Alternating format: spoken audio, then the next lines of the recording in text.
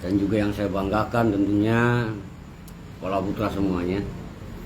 Pala Putra Garuda Jati, Pondok Rehabilitasi Lahir Batin Yayasan Baitul Jabbar Wijaya Kusuma. Teruntuk malam hari ini adalah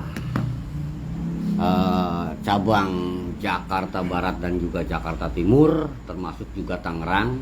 Alhamdulillah kita bisa berkumpul bersama-sama berterabuh di sini.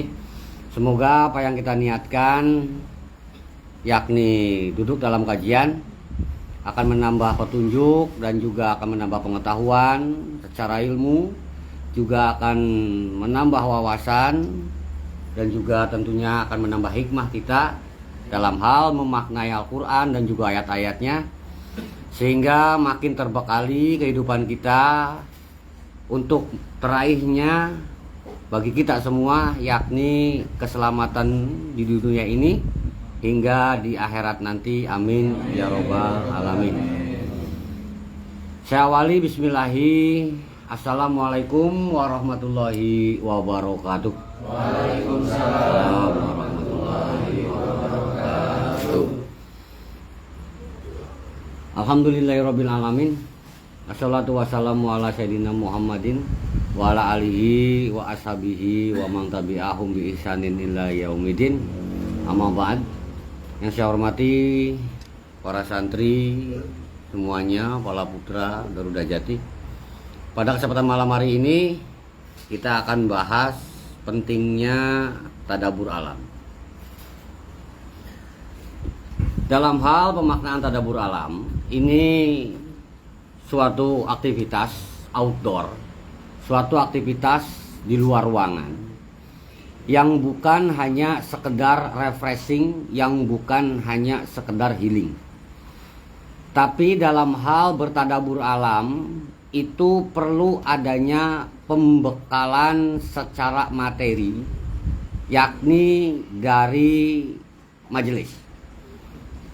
Segala apa yang sudah dijelaskan di majelis, yakni perkara apa yang ada di dalam Al-Quran yang berkenaan dengan hal alam, itu tidak cukup hanya untuk diingat ataupun dibayangkan saja, tapi diperintahkan untuk ditemui segala semua fenomena yang terjadi di alam, yang tentunya kita harus menuju alam itu sendiri.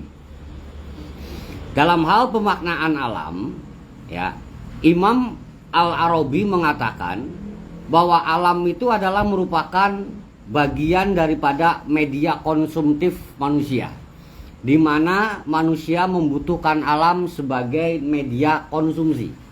Makanan dari alam, minuman dari alam, kehidupan juga dari alam, interaksi juga ada di alam. Secara makna alam tentu berbeda dengan makna bumi. Ya, bumi memang di dalamnya terdapat alam. Alam pun ya ada bagian di dalamnya adalah bumi. Pemaknaan hal tersebut, alam ada di dalamnya adalah bumi, tapi tidak melulu bumi. Segala sesuatu ciptaan Allah yang bisa ditempati, nah, yang bisa ditinggali, yang bisa dijadikan media kehidupan disebut alam. Ya, contoh alam dunia, alamnya manusia, terdapat jin, kan begitu. Ada juga dengan ekosistem tersendiri, habitat tersendiri, ikan di air, tumbuhan, benar. Dan terdapat pula ada kehidupan malaikat, nah disebut alam malaikat. Ya, walaupun jin mempunyai kehidupan tersendiri, disebutlah dengan alam jin. Nah, itulah alam. Nah, tentu berbeda dengan definisi bumi. Bumi adalah tempat tinggal manusia. Apakah semua bumi bisa ditinggali oleh manusia? Apakah manusia bisa tinggal di kawah gunung berapi? Kan nggak bisa. Karena itu bukan alam kita. Nah, tapi yang diperintahkan di sini adalah tadabbur alam. Nah, pemaknaan alam itu sendiri dimaknai tadi sebagai media konsumtif manusia, bahwa dengan alam juga bumi menjadi indah, bahwa dengan alam juga dimaknai secara pemaknaan Imam Al-Arabi, ya, bahwa alam adalah tanda-tanda kekuasaan Allah. Nah, tanda-tanda kekuasaan Allah dikatakan di Al-Quran menggunakan kata ayatan. Ayat. Ayatan diartikan sebagai ayat. Ya, diartikan pula sebagai tanda keagungan Allah, tanda kebesaran Allah. Ya, nah, para ulama dalam hal ini sepakat bahwa yang namanya alam itu adalah ayat yang bisa untuk direnungi, yang bisa untuk diambil penjiwaannya, yang memang butuh perhatian dari kita, yang memang alam sendiri itu sudah diotomatis oleh Allah Subhanahu wa taala, ya, dengan disengaja, dan manusialah sebagai pengolahnya. Dimaknai dengan makna manusia sebagai khalifah untuk merawat, menjaga alam, termasuk memimpin semua alam kehidupan. Ya. Dalam hal pemaknaan tadabur, apa tadabur? Tadabur itu secara arti bahasa Arab berarti yang berkenaan dengan memperhatikan. Tentunya dengan perhatian dong. Masa memperhatikan dengan cuek? Ya, masa cuek perhatian?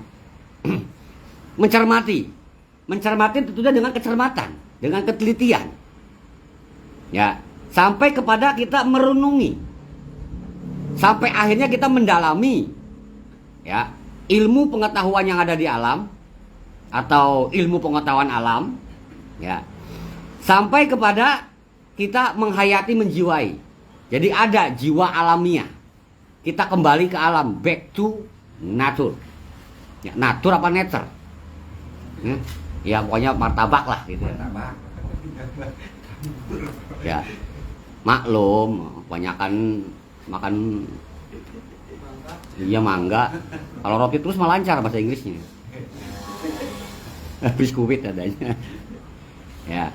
Nah, tentunya dalam hal bertadabur kita mempelajari, merenungi, memperhatikan alam. Ini suatu kegiatan rekreasi edukasi.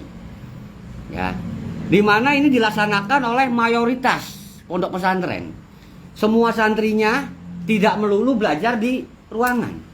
Sebulan sekali rutin atau mungkin seminggu sekali atau 2 minggu sekali mereka pasti belajar di alam. Nah, itulah tadabur. Ya. Kenapa? Sebab kita sendiri mengetahui, memahami, ya, bahwa yang namanya agama, sebutlah sebagai sumber ilmunya adalah Al-Quran. Al-Quran itu tidak hanya menyuruh ataupun menjelaskan tentang perkara sholat, zakat, puasa. Sholat, zakat, puasa. Sholat lagi, zakat lagi, puasa lagi. Kan tidak melulu itu. Benar. Al-Quran juga menjelaskan perkara penciptaan langit dan bumi. Perkara terjadinya hujan. Benar. Perkara bagaimana biji terbelah, bagaimana tumbuh. Sampai dijelaskan. Nggak dihapus sampai sekarang. Perkara laut bisa terbelah. Laut merah kan. Seberapa dalam Anda memahami ilmu itu? Kalau sampai saat ini yang ada pada dirimu dalam hal beragama hanya taunya sholat, zakat, puasa. Nggak haji-haji.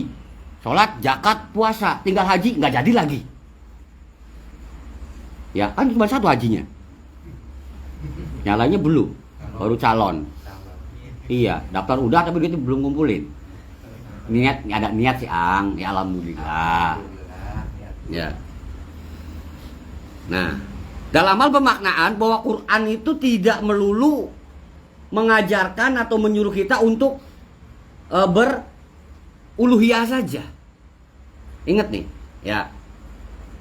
Tapi Al-Quran juga menyuruh kita selain beruluhiyah, mengharuskan diri untuk berrububiyah.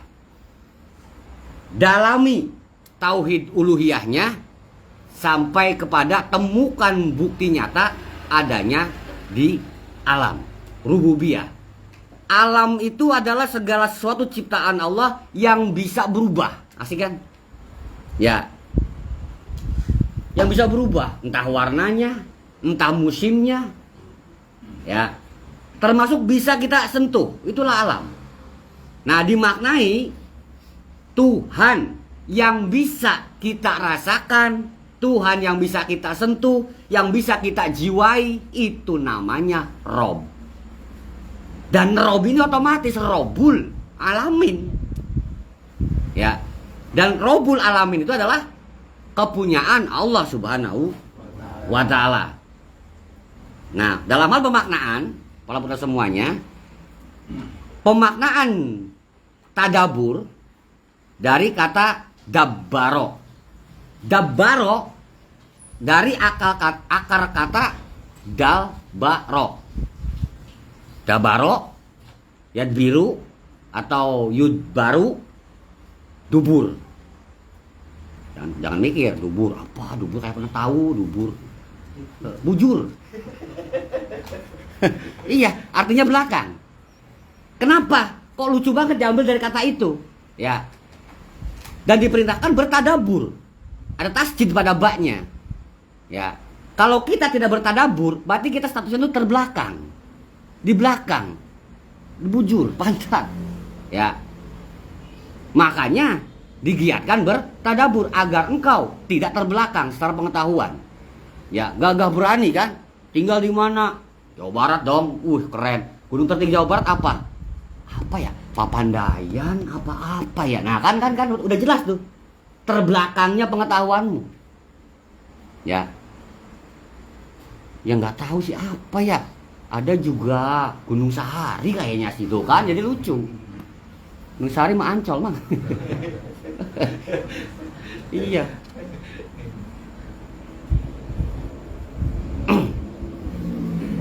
Nah, pemaknaannya jangan sampai kita terbelakang, jangan sampai kita dimaknai tidak memperhatikan Al-Quran. Karena semuanya Al-Quran itu menjelaskan. Bukan hanya kebutuhan batin saja, juga kebutuhan lahir. Bukan hanya urusan uluhiyahmu saja, tapi rububiyah juga. Bukan urusan hablum minallah saja, tapi hablum minanas juga. Nah, barulah kita nih memahami tentang hal tadabur alam. Contoh dari pemaknaan tadi mengenai dabaro, yudbaru, dubur. Ya. Perkara belakang, membelakangi. Nah, dikatakan di Quran surat Muhammad ayat 24 sampai 25. Afala yatadabbarunal Qur'an am ala qulubim anfaluha. Dimaknai afala yatadabbarunal Qur'an. Maka apakah mereka tidak memperhatikan Al-Qur'an? Nah, pertanyaannya, engkau ngaji, engkau bermajelis, memperhatikan Quran enggak? Memperhatikan siang, isinya apa aja? Ya, nggak tahu, nah, kan? No. Oke, ceritanya memperhatikan. Nah, lihat bukti nyatanya kan di perbuatan. Dengan kita berkecimpung di masyarakat, itu jelas banget, ketara banget. Ya, orang yang dia ahli ngaji, ahli pengajian, ahli Quran, itu dibuktikannya di masyarakat, bener. Iya tak? Nah, pembuktian itu kan bukan bacaannya doang, tapi perilaku. Nah, berkenaan dengan perilaku itu, nah itu sudah berkenaan dengan alam. Ngaji rajin, ngaji enak, tapi apa tuh di masyarakat tuh? Bohong melulu, nggak pernah mandi loh kan? Ya, ya tidur baik. Nah, itu dah. Lu jangan ngaji lagi lu. Ngapain ngaji kalau siangnya tidur mulu? Nah, kan kacau tuh. Ya. Apakah mereka tidak memperhatikan Al-Quran? Jelas nih, berarti untuk kita nih. Sebab Quran mah untuk kita. Apakah engkau tidak memperhatikan Quran? Am ala qulubim akfaluha. Akfaluha, berarti ini dari kata akfaluha, berarti kufel. Berarti terganjal. Ya, terganjal. Apakah engkau tidak memperhatikan Al-Quran? Oke, enggak. Tapi aku memperhatikan kok. Nah, ataukah hati mereka ini terkunci? Dimaknai terkunci menggunakan kata akfaluha. Ya, hatinya terkunci. Maksudnya, apakah ilmumu, pengetahuan Al-Qur'anmu hanya mentok sampai di situ? Ya, lagi-lagi sholat. Perkara rezeki kurang lancar, sholatnya kurang bagus. Perkara nama baik jelek, sholat lagi. Zakat kagak. Perkara meredam nafsu, seharusnya puasa, ini yang digiatkan, sholat lagi. Seolah-olah sholat semuanya. Sholat itu hal pertama dalam hal hisab. Ya, tentu ada kedua, ketiga, dan seterusnya dong. Dan kau jangan betah di perkara awal, di perkara pertama. Kalau engkau terganjal, kalau engkau betah di perkara pertama, namanya akfal.